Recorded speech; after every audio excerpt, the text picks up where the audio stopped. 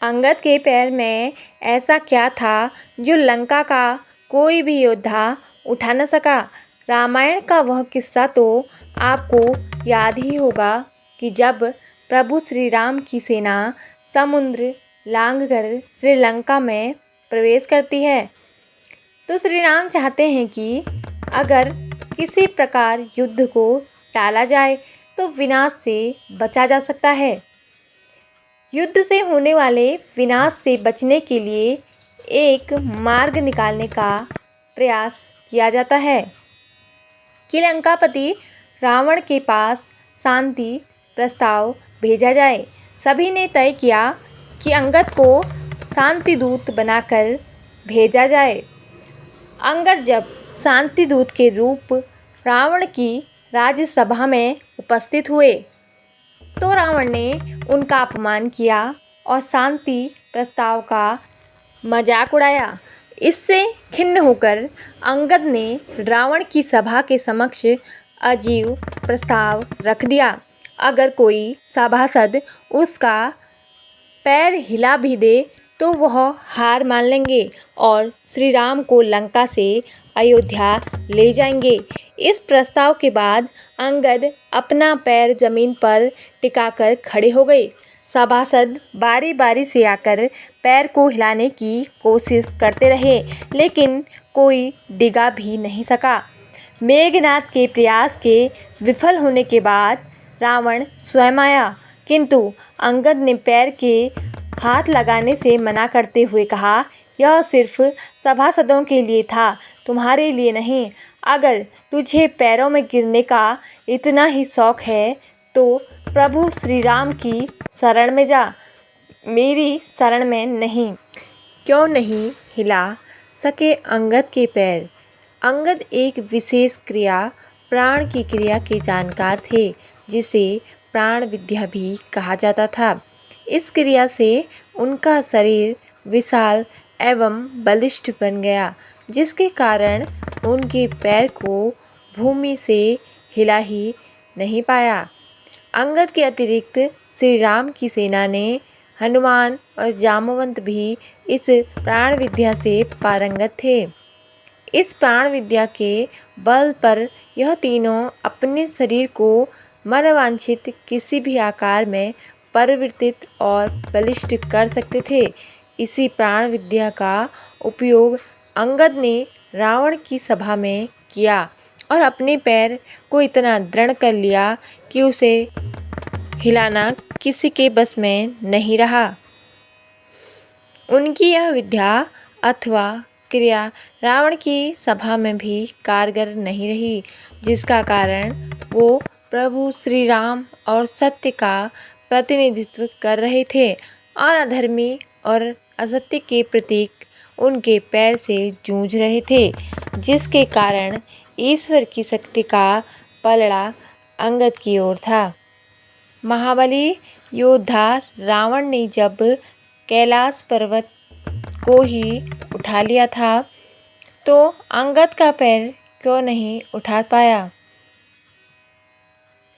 अब आप उत्तर सुनिए। रावण ने कैलाश पर्वत के ऊपर खड़े होकर उसे नहीं उठाया था, वह कैलाश पर्वत के बाजू में खड़ा था। अंगद के पैर जमाने पर उसका पैर उसकी इच्छा अनुसार पृथ्वी से जुड़ गया था और क्योंकि रावण भी उसी पृथ्वी पर खड़ा था जिसे वह उठाना चाहता था इसलिए वह नहीं उठा सकता था। सीता पृथ्वी पुत्री थी और अंगद ने सीता को हराने की शर्त लगाई थी तो माँ ने अपनी बेटी की रक्षा करने के लिए अंगद के पैर को स्वयं से जोड़ लिया। ये मेरे विचार हैं, कहीं इसका प्रमाण ना खोजने लगिए। क्या होता अगर रावण अंगद का पैर उठा लेता? कुछ नहीं होता क्योंकि अंगद अपना पैर उठवाने के लिए या रावण की शक्ति जगाने के लिए लंका नहीं गया हुआ था।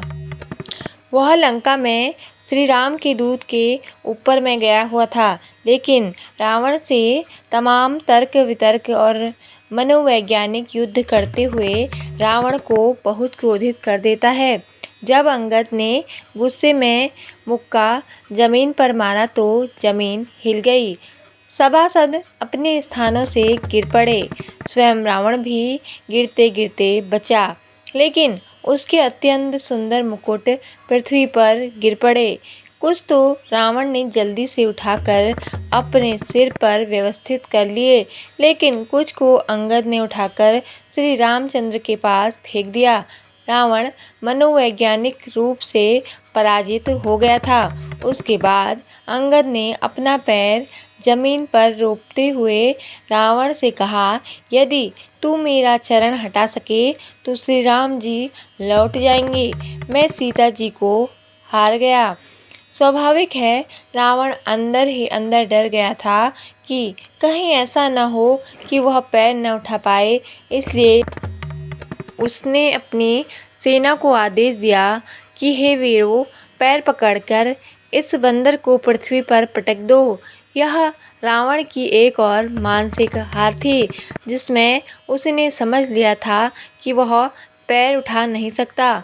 इसके बाद सभा में बैठे हुए मेघनाद सहित जितने भी वीर थे, सभी ने कोशिश की, लेकिन पैर टस से मस नहीं कर पाए। तब रावण स्वयं उठकर अंगद का पैर उठाने चला, क्योंकि उसके पास अब कोई विकल्प और कोई बहाना नहीं बचा था। लेकिन अंगद भी सोच रहा था कि कहीं ऐसा न हो कि रावण पैर उठा दे। उसने रावण को एक और अवसर प्रदान किया, जिसे रावण ने सहर्ष स्वीकार कर लिया। हे मूर्ख, तू जाकर प्रभु श्री राम के चरण क्यों नहीं पकड़ता? यह सुनकर वह मन ही मन बहुत ही सकुचा कर लौट गया। चेहरे पर चमक गायब हो गई। उसका चेहरा तेजहीन हो गया और वह जाकर सिंहासन पर बैठ गया। इसलिए यह ऐसी स्थिति थी जिससे दोनों की इज्जत रह गई, लेकिन पलड़ा तो अंगद का भी भारी था।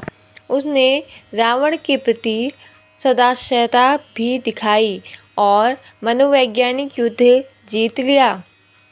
तो दोस्तों, आपको यह कथा कैसी लगी कमेंट करके ज़रूर बताएं और हमारे चैनल को सब्सक्राइब ज़रूर करें। धन्यवाद। जय माता दी।